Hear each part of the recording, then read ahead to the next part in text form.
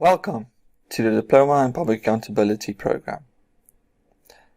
My name is Van der Burger and I'm going to give you an overview of this 2-year NQF 6 level Higher Education Diploma. Now, a little bit about myself first. I am the academic head for this program.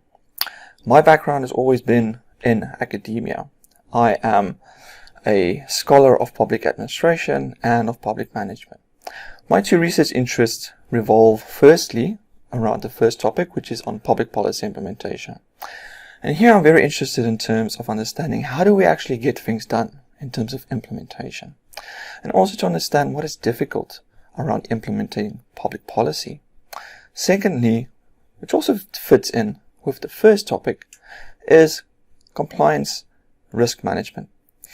Now here I want to understand, given the fact that we're operating in a mandatory environment, in terms of what are the risks associated with compliance, both as threat and as opportunity. But that also relates to accountability as well, because when we decide around public policy implementation, around compliance, there's a decision component. And when we think about decisions, we also need to think about accountability. Because every time that you make a decision, we need to live with the consequences of those decisions, whether it's good or bad. There's a famous proverb that says, success has got many fathers and many mothers, but failure is an orphan. So what we try to do in this program is to not develop a thinking in terms of holding you accountable, but rather in terms of helping you be accountable as a public manager, as a public official, as a public servant, and also as a citizen of this country. Okay, now I'm going to move into the actual program. Okay, this is the Diploma in Public Accountability program. This is a 2-year qualification. It's a minimum duration of 2 years. It sits at an NQF level 6. It's a higher education qualification. Now the level 6 just means in terms of what is the level of difficulty. It's a 240 credit diploma in which there's 120 credits per year. Now, in terms of understanding the credits, for example, if you take one credit represents 10 notional hours. So the idea is that for every credit, you need to spend 10 hours in terms of engaging with the work, whether that be preparation, whether that working through video material, whether that be attending classes. So if you think about 240 credits, it's 2,400 hours in which you need to engage with this program and its modules. The mode of delivery is what we refer to as blended learning. Now, blended learning involves what we call synchronous and asynchronous teaching and learning.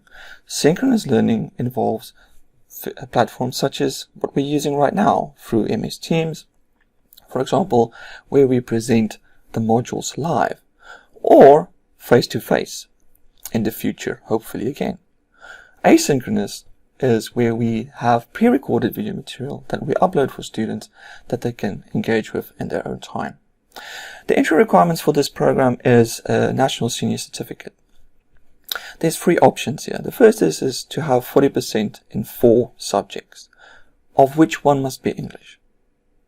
Second option is 30% in English, plus 40% in 4 other subjects, plus 3 years working experience. And the final option is a recognized higher education qualification, the latter to be determined by which we call recognition of prior learning. Now, the content of the 2-year diploma program is structured as follows. I said that this is an NQF level 6 exit level program, but the first year of the program sits at an NQF level 5. So the learning outcomes are achieved by means of 7 modules in year 1 and 6 modules in year 2.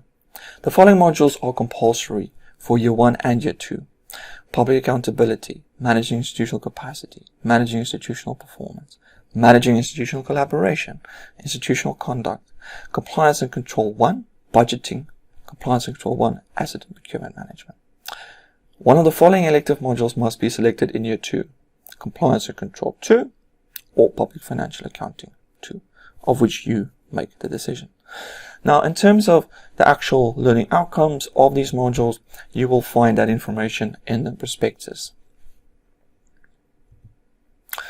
Now, the learning outcomes of this program is quite interesting because the first year and the second year of the diploma learning outcomes are horizontally aligned with the municipal regulations on minimum competency. That was gazetted in 2007, but then also amended in 2018 of the Local Government Municipal Finance Management Act.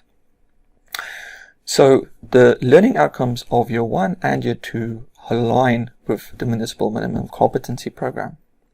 So in this MMC program, there is 25 unit standards with learning outcomes that is horizontally being aligned with this higher educational qualification. So we at the School of Public Leadership, we are also accredited to provide the municipal minimum competency program, and we have been quite innovative in terms of aligning these learning outcomes with a professional higher education qualification. Now, the regulations provide for work experience, competencies, and qualifications per post as required for accounting officers, chief financial officers, senior managers, other financial officials, heads of supply chain management, and supply chain management officials. The learning outcomes also comply further with the local government regulations on the appointment and conditions of employment of senior managers, as well as with the public service senior management services competencies. So therefore, applicants that have successfully completed an MMC training program may be considered for credit for up to 1 year of study, provided that evidence of credible individual assessment ensuring originality of work can be provided. Now, fundamentally, the quality of a program does rest in its assessment methods, and therefore, if you want to be exempted for certain modules on the program, you need to provide us with your statement of results if you've completed the municipal minimum competency program, but also information in terms of the method of assessment as well.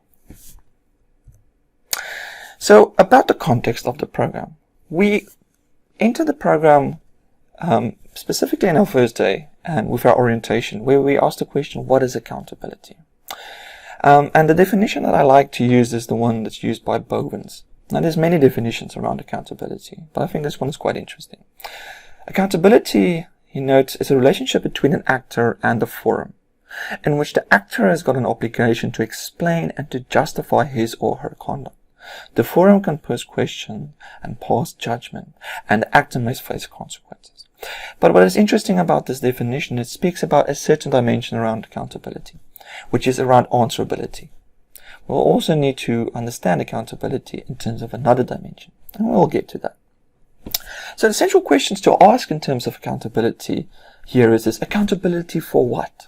So we're accountable for what? Accountable for our decisions, accountable for our actions. Accountable to whom? Are we accountable to the organization? Accountable to citizens? Accountable to ourselves? And how to be answerable? And how do we acknowledge responsibility for our actions, for our decisions? And by what mechanisms can we implement in order to try and develop accountability? So accountability in the public sector context, as I said, we ask the question, what is accountability? We're also going to ask the question, what is public about public accountability? But maybe before that, we need to take a step back. And we need to ask the question, why exactly do we want to hold public officials accountable for their actions? Now, accountability is synonymous with the word answerability. It is also synonymous with the word acknowledging responsibility, or the words acknowledging responsibility for your actions and your decisions. In terms of answerability, there is an external dimension to this. This is where the forum holds you accountable for your actions. There is an expectation from an outsider stakeholder for you to be answerable for the decisions that you made. But acknowledging responsibility speaks to an internal dimension. It's when you internally understand that you need to hold yourself responsible as well for the decisions that you take. So when the external dimension overlaps with the internal dimension in terms of externally understanding that there's an expectation and then internal motivations to be accountable, this tends to improve trust between the actors and the forums and the citizens. So it's about building trust and legitimacy through understanding the external dimension in terms of accountability as well as the internal dimension.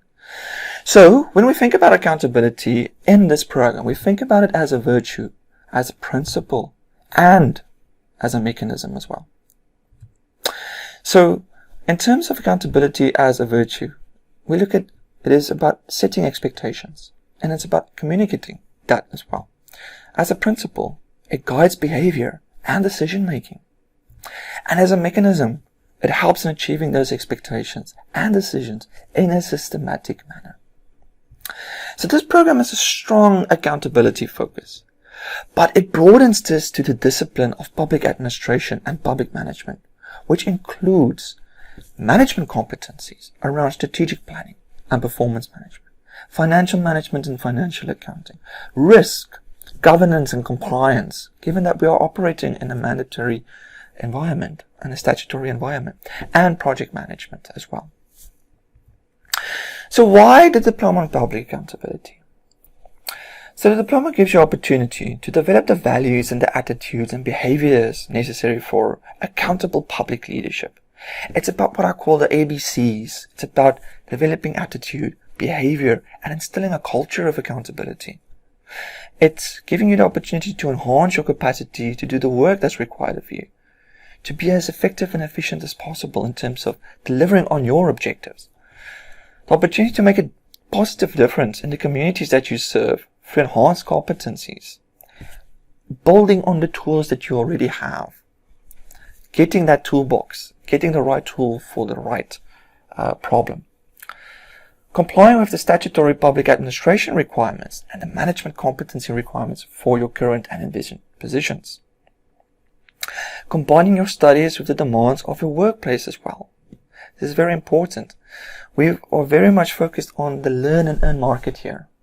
So what we mean here is that you have the ability to fulfill your academic responsibilities while also fulfilling your work responsibilities as well. It also provides you an opportunity to gain a higher education qualification that could kickstart you on a path of progress in your career. For students with only academic backgrounds and no practical experience in the public sector, it enables them to gain insight into practical competencies required in government and to learn from peers in government as well. So it also offers an opportunity for students that is exiting matric that doesn't have that public service experience, but they want to pursue a career in the public service. Here we provide an opportunity for them to engage with peers and to learn from peers that is busy getting things done. Thank you very much for listening and making your time available to come and listen to what this program is about and also what you can expect as a future prospective student. You'll also find that we have information in terms of the email address. If you've got any questions, you can send an email to the dipaccountability@spl.san.ac.za email address, and then we will provide you with any additional information. Okay, thank you very much for attending this session. The next session will specifically look at some student experiences, some students that's been studying with us at the School of Public Leadership, to also get their perspective. Enjoy the rest of your day. Enjoy the rest of the session. After that session, it's also followed by the Advanced Diploma in Public Accountability. Have a good day. Bye-bye.